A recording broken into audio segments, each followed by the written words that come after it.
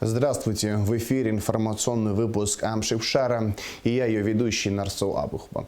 Я и мои коллеги расскажем о самых важных событиях в стране и коротко о темах в сегодняшнем выпуске. Никто не забыт. 4 выходца из Абхазии, погибшие в ходе СВО на Украине, награждены Георгиевскими крестами ДНР посмертно. Танец, достойный королей. На свадьбе принца Иордании ансамбль народного черкесского танца исполнил абхазский танец. 4 выходца из Абхазии, погибшие в ходе специальной военной операции на Украине, награждены Георгиевскими крестами ДНР посмертно. Церемония награждения прошла в Музее боевой славы имени Ардзенба в Сухуме. Также наград удостоились ветераны Отечественной войны народа Абхазии, волонтеры, оказывающие помощь Донбассу как на территории нашей страны, так и за ее пределами. Мероприятие было организовано штабом поддержки Донбасса и приурочено ко Дню России. Все детали у Сарии Кварасхелия.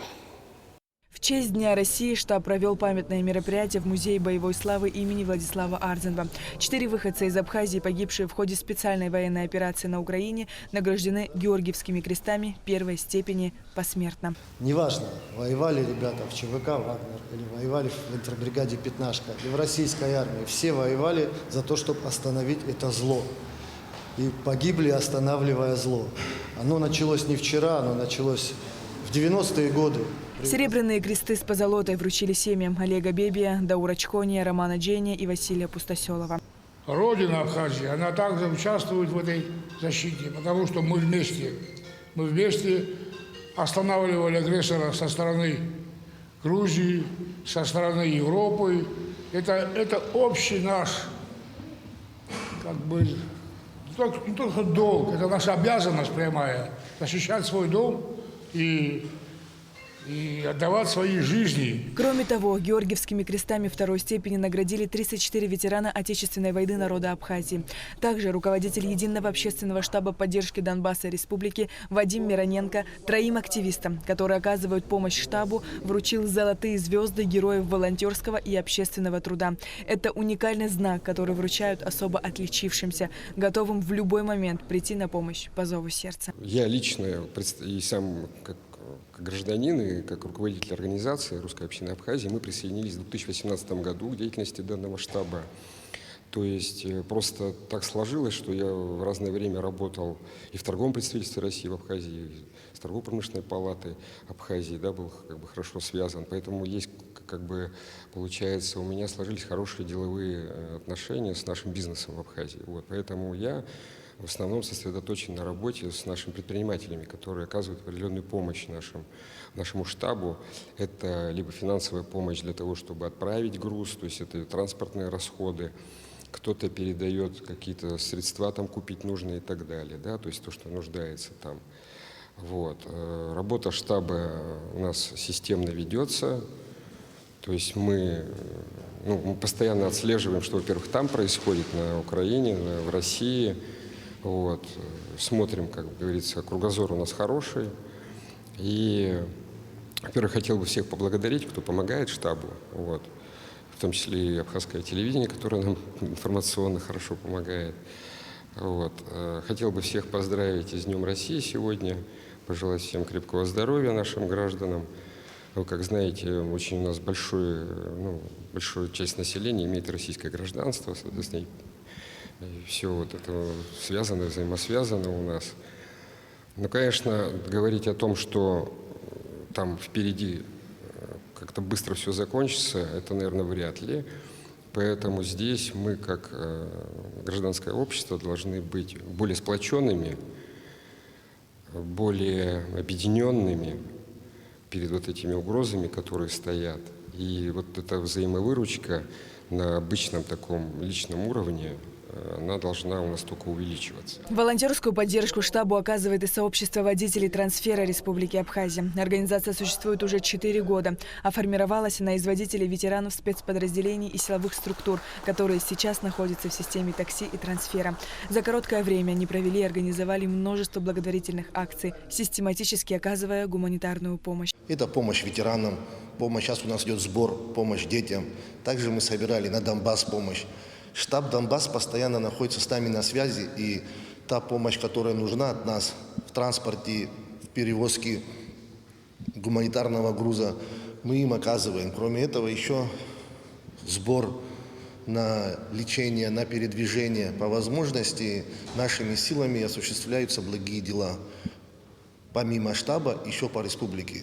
В том году мы осуществили акцию «Помощь ветеранам», собрали 710 тысяч, по районам адресно раздали инвалидам войны по 10 тысяч и по 5 тысяч. За участие в благом деле Вадим Мироненко и Михаил Хашба были удостоены грамоты от Абхазской православной церкви. Сария Кварцхеля, Алексей Агухава, Абхазское телевидение. Аслан Бжаня поздравил Владимира Путина с Днем России. Славные страницы российской истории дают каждому ее жителю много поводов для гордости и патриотизма. Россия явила миру множество величайших ученых, деятелей искусства, спортсменов, писателей и поэтов. Первой освоила космос. Абхазию с Россией связывают особые отношения, основанные на многовековой дружбе и добрососедстве, говорится в поздравлении. Аслан Бжаня выразил надежду, что они впредь будут развиваться в наилучшем духе союзничества. С Днем России председателя правительства Российской Федерации Михаила Мишустина поздравил премьер-министр Абхазии Александр Анкваб. Государственный праздник День России является символом величия многонационального российского государства. Его многовековой истории объединяет многие поколения россиян, преданных своему отечеству и богатейшему духовно-культурному наследию, говорится в поздравлении. Абхазо-российские союзнические отношения имеют для нас жизненно важное значение. Как и прежде, мы исходим из необходимости неукоснительного следования всеобъемлющим двусторонним соглашениям, подчеркнул Александр Анкваб. Премьер-министр также поздравил с Днем России чрезвычайного и полномочного посла Российской Федерации в Республике Абхазия Михаила Шургалина. Спикер парламента Лаша Ашуба направил поздравления руководителям палат Федерального собрания Российской Федерации Валентине Матвиенко и Вячеславу Володину по случаю празднования Дня России. Своему коллеге, министру иностранных дел Сергею Лаврову послал поздравления и министр иностранных дел Абхазии Инал Арзанба. Вечером по случаю Дня России в российском посольстве был дан торжественный прием. В мероприятии приняли участие президент Аслан Бжаня, премьер-министр Александр Анкваб, спикер парламента Лаша Ашуба, члены правительства, депутаты и общественность. Мы рады приветствовать вас в посольстве России в Абхазии по случаю государственного праздника Дня Российской Федерации. Это наш общий праздник. Для многих из вас Россия такая же родная страна, как и Абхазия. Признание 26 августа 2008 года суверенитета и независимости республики стало отправной точкой нынешнего этапа активного взаимодействия наших государств и наших братских народов. Сегодня Россия надежно гарантирует безопасность Абхазии, оказывает ей содействие в социально-экономической, культурной, гуманитарной сферах, в продвижении и укреплении международных позиций и в деле обеспечения региональной безопасности. Создана прочная договорно-правовая база двустороннего сотрудничества, которая насчитывает более сотни документов. Важным цементирующим фактором является общность взглядов на современное мироустройство. Абхазия еще в феврале прошлого года признала суверенитет и независимость Луганской и Донецкой народных республик, а затем и их вхождение наряду с Запорожской и Херсонскими областями в состав Федерации. Абхазские добровольцы, начиная с 2014 года, плечом к плечу с россиянами, доблестно сражаются с украинскими нацистами. Они сегодня активно участвуют в специальной военной операции. Уважаемый Михаил Александрович, уважаемые сотрудники посольства России в Абхазии, позвольте от всей души поздравить вас с Днем России. Это праздник единства и сплочения всех граждан великого российского государства. Высокая культура, разнообразие традиций и многовековая история дают полное право ее многонациональному народу гордиться своей родиной. У Абхазии и России с давних пор сложились особые отношения. Большинство граждан Абхазии также являются и гражданами России. Это является свидетельством выбора нашего народа. Народ Абхазии, руководству республики и я лично благодарны вам за вашу работу и вклад в укрепление нашей дружбы и добрососедства.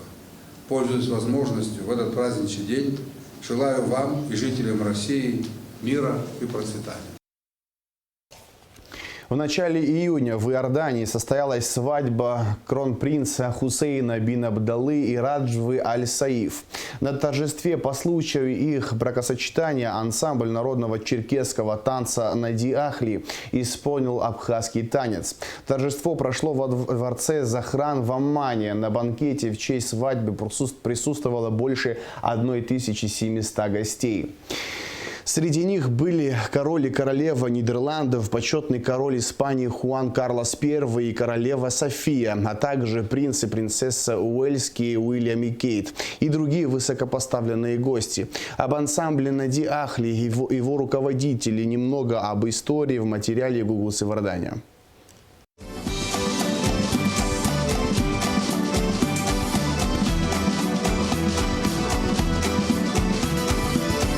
Абхазские мотивы звучат со сцены Королевского дворца в Аммане. Абхазский свадебный, убыхский и черкесская а-ля Париса на свадьбе наследного принца Иордании Хусейна ибн Абдаллы. Событие для всего черкесского мира большое, а для самих королевских особ и простых иорданцев это просто дань уважения и почет всем тем, кто проживает в их стране и называет себя черкесом. На сцене артисты клубного ансамбля черкесского фольклора «Аль-Джил Аль-Джадид», который существует в Иордании уже много лет. Ансамбль является одним из самых известных в стране. Со дня его основания ни одно торжественное мероприятие не проходит без выступления знаменитого коллектива. В 2023 году постановщиком танца на королевской свадьбе стал наш соотечественник Шамиль Трабш, предкам которого пришлось покинуть историческую родину много лет назад. Сам Шамиль живет в Турции с семьей, однако по приглашению друга временно работает хореографом в Иордании. Сейчас учит абхазский язык и сожалеет, что не владеет им в полной мере. Нам удалось связаться с Шамилем по телефону. Иҳаҩсыз ашықәс абри аамҭазы Иорданиатәи аклуб Аль-Џил Аль-Џадид аҟынтәи сҩыза Аҭел дысзасит. Уи ари аклуб аҟны акыраамҭа хореографс аус иуан. Аклуб ханҩажәа шықәса ахыҵра аҳаҭыр азы аамҭа кьаҿк иалагӡаны акәашаратә шоу еиҿыскаарц аҳәара ҟаиҵеит. Сара сақәшаҳаҭхеит, избанзар ҳааԥхьара ҿыцқәа бзиа избоит. Ҳара иҳалҳаршеит лыҵшәа бзиала Иорданиа ҭырқәтәылеи ақәгылара. Уажәы сара аамҭала Иордания сыҟоуп. Ансамбль аҟны акәашара ҿыцқәа рықәыргылара снапалакуп. Хореограф рассказал, что ему доводилось ставить танцы на многих мировых площадках. Также он танцевал в творческом коллективе «Редада» в Турции и работал с нынешним руководителем государственного ансамбля народной песни и танца Абхазии Валерием Тане. В Абхазию из-за плотного рабочего графика удается приезжать нечасто. В скором времени Шамиль надеется еще раз посетить историческую родину. Шамиль рассказал, что в Иордании чувствует себя как дома.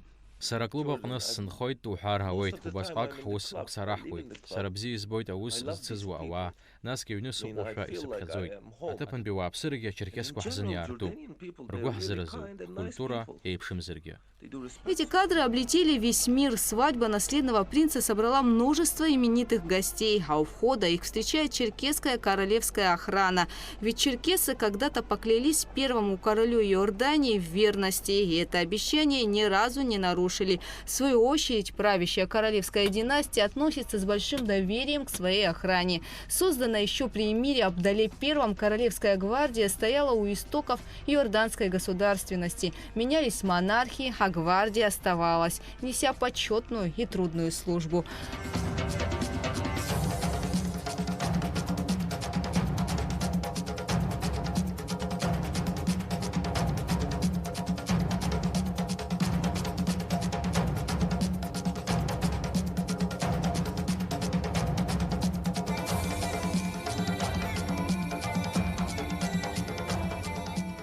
Общеизвестный факт, что после Кавказской войны черкесы рассыпаны по всему миру. Они проживают в Турции, Сирии, Египте, Ираке, Ливии и других странах. В Иордании одна из самых больших диаспор. Здесь черкесы появились после 1864 года и считали необходимым защищать ту страну, в которой живут, и монарха Абдаллу ибн Хусейна. Войдя в штаб мобильного полицейского отряда, не раз спасали ему жизнь.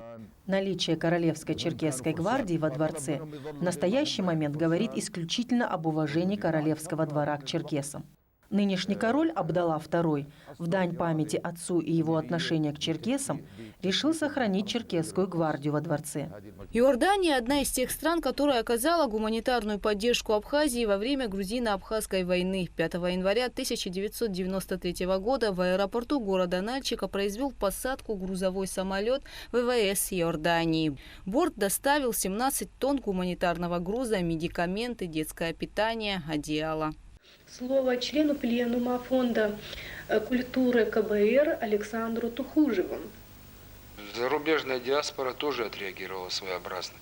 Они, конечно, могут сделать многое, учитывая то, что они владеют там, значит, определенным капиталом и влиянием в государстве, в государствах, в которых они живут, особенно в Иордании. Ну, Иордания откликнулась, она прислала самолет с гуманитарной помощью. Значит, они буквально месяц назад, мы с тобой, Ира, давали интервью им, они обещали и говорили, мы чем можем, мы еще поможем, мы должны собрать то. Перечисляли много вещей. Даже представители по гуманитарным делам Иордании, принца Хасана, нам с тобой сказал, что по возвращению я проведу большую работу и по возможности все сделаем, чтобы помочь Абхазии. Там в народе проблему Абхазии знают, как дает массовая информация. Но, несмотря на это, доходят туда и реальные вещи, которые здесь вот происходят. Там факты насилия, убийства, страшных преступлений. За рубежом сейчас медленно, но уже просыпается такая сила, которая среди наших соотечественников, которые реагируют на это очень серьезно. У меня есть друзья в Иордании, которые говорили однозначно, что нам делать, чтобы чем-то помочь. Я сказал, что единственное, что можно делать, конечно, гуманитарная помощь, финансовая помощь. Примером является, вот, пожалуйста, Фарид. Вот в плену были, его обменяли, сириец парень, очень грамотный, умный. И душа у него чиста, и он все помыслы и все свои силы отдает, чтобы свобода была, чтобы вернуть свободу Абхазии. Также с Иордании есть Халдун, фамилию сейчас не помню. С первых дней мы, когда кабардинцы первая группа ехала, он единственный иностранец среди нас приехал сюда. И до сегодняшнего дня здесь. Я считаю, что работу надо проводить здесь. Надо общаться с ними, надо к ним ездить, надо посылать к ним видеоматериалы, надо уметь, значит, находить какие-то контакты, чтобы они имели четкую информацию о тех трагедиях, которые здесь происходят. В истории также остались конные переходы черкесов из Кабардино-Балкарии в Иорданию в 1994 году и ответный визит иорданского принца Али бин Аль-Хусейна в 1998. Первый конный переход был организован в честь победы в Отечественной войне народа Абхазии и в честь 130-летия Дня памяти махаджиров. Группа из Кабарды двинулась в Иорданию через Турцию и Сирию по местам жительства черкесской диаспоры. Через 4 года в 98-м принц Иордании Али бин Аль-Хусейн, сводный брат нынешнего короля, совершил ответный поход. 9 сентября 1998 года в столице Иордании Аммане начался конный переход по пути изгнания адыгов с исторической родины, возглавляемый и организованный принцем Али бин Хусейном при содействии Международной черкесской ассоциации. В Иордании, Сирии, Турции всадников сопровождали представители мировой прессы. В результате это событие широко освещалось и вызвало положительный резонанс во всех странах. Я думаю, принц Али задался благородной целью рассказать об адыгах, о проблемах рассеянной по всему миру адыгской нации, всем тем, кто должен помочь нам осознать свое величие, осознать тоже свои проблемы и приковать внимание вот к этим проблемам. Мать Али бин Аль-Хусейна была черкешенкой по происхождению, красивая и образованная. Она активно занималась благотворительностью, уделяла большое значение вопросам повышения уровня жизни в стране. Народ ее очень любил и называл королевой сердец. 9 февраля 1977 года Алия возвращалась в Оман из очередной рабочей поездки. Посещала больницу в Глубинке. Произошла катастрофа. Вертолет разбился. Алие было всего 28 лет. После смерти Алии во дворце хранят память о ней. Среди гостей королевской свадьбы 1 июня можно было заметить членов монаршей семьи в национальных адыгских одеяниях.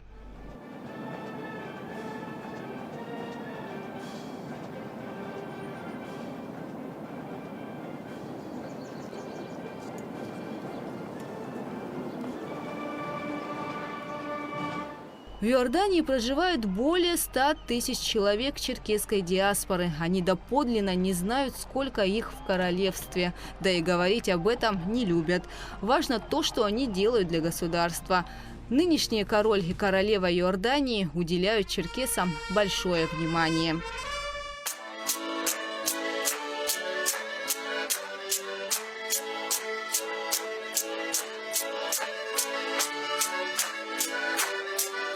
Гугут Савардания, Абхазское телевидение. Печальная весть. На 48-м году ушел из жизни полковник СГБ Абхазии Надар Чачхиани. Председатели и сотрудники СГБ выражают соболезнования родным и близким по случаю смерти коллеги. С болью восприняли весть о преждевременной кончине Надара Чачхиани. Он был и навсегда останется в нашей памяти и наших сердцах как честный, смелый, порядочный человек. Настоящий офицер, патриот своей родины, отмечается в соболезновании. Полковник Чачхиани был награжден медалями за безупречную службу 1, 2 и 3 степеней.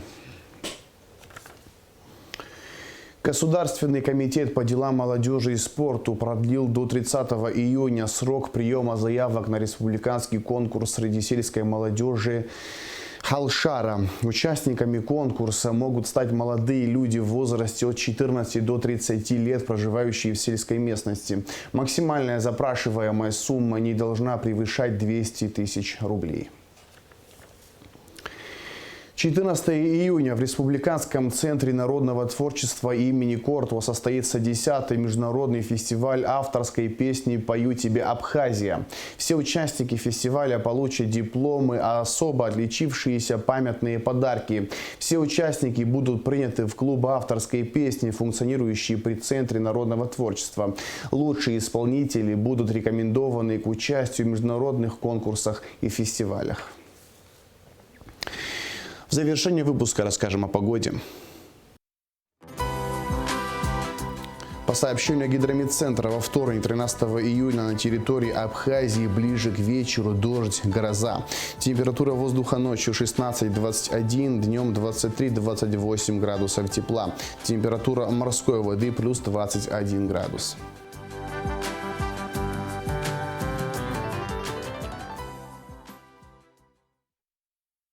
На этом информационный выпуск Амшикшара подошел к концу. Всего хорошего. До свидания.